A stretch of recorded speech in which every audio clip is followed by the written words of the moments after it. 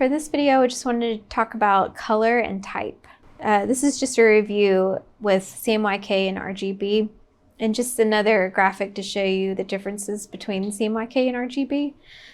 But also within color, there are so many options when you're combining them. So one resource that I include is called color.adobe.com. So if you ever are looking to find various color combinations, that's a really great resource. And it also gives you the color numbers, whether it's CMYK, RGB, or hex number. There's various options, so you can not just have to eyeball the color. And remember that your screens are all different and calibrated differently, so it's important to have those colors correct.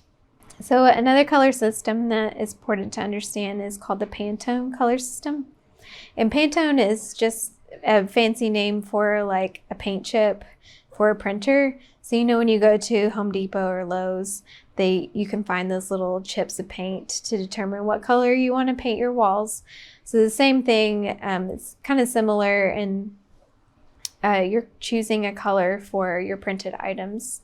So for example, if I were printing 20,000 postcards that had a purple background, and that purple background is part of the branding, and it's really important to get right.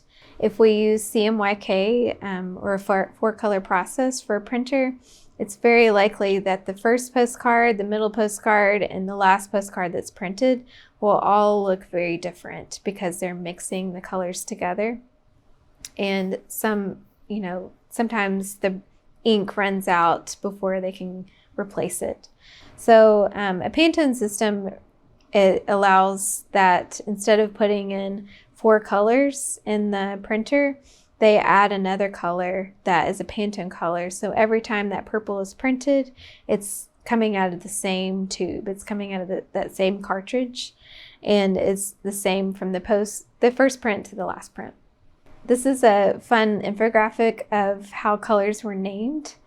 And I like to do some interactivity with my students to try to determine why these are the first colors that were named. So you'll see in the left under stage 1, the first recording of our colors is actually black and white.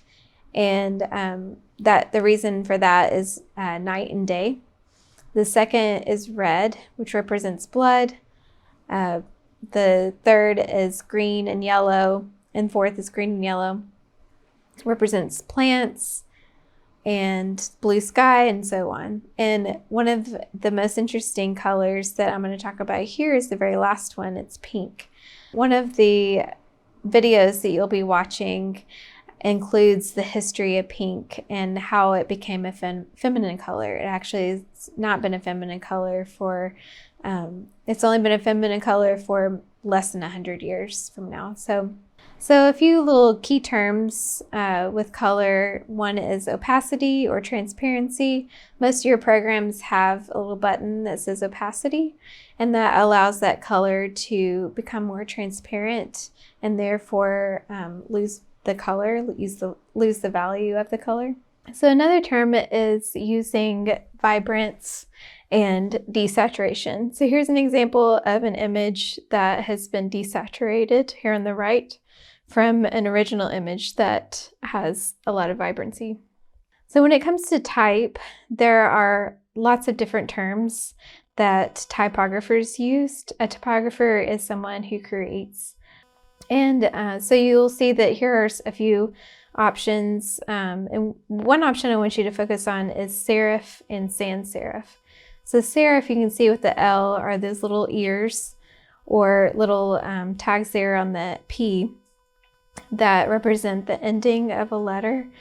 And then, or like the little ear on the G. Sans, it means without in Latin, so that just means a font that does not have those serifs, such as Helvetica. Within type, a lot of designers will use text hierarchy to explain priorities within the text. So here's an example of level 1, level 2, level 3, and a lot of times in web design you'll see H1, H2, H3, and that's just representing the different weights and sizes and possibly different color options within the fonts. So another term is kerning and without kerning. So here is a word where they utilize kerning. So kerning is a little bit different that I'm going to show you here in a minute. Kerning refers to the space between each letter, but it's customized based on the relationship with each letter. So also you can see here leading. Leading refers to the space in between each line of text. And so when you're creating a body of text, you can adjust how big the space it takes lengthwise by adjusting the leading. Here, similar to kerning, is tracking. So tracking refers to the space between each letter, but it's consistent. As opposed to kerning, it's customized for every space between the letters. So you'll be learning about dummy text or filler text. There's a website called, I believe, lorem.com, and you can put in how many words or how many paragraphs you need, and then it creates this dummy text that allows you to see what the design looks like before you create it. Also pull quotes. Pull quotes are text within an article that provide a shocking headline or a representation of what the writing is about. So in these next few videos that you'll be watching, you'll be learning a little bit more about color, as well as type and the history of type and where it came from and how fontographers are useful today.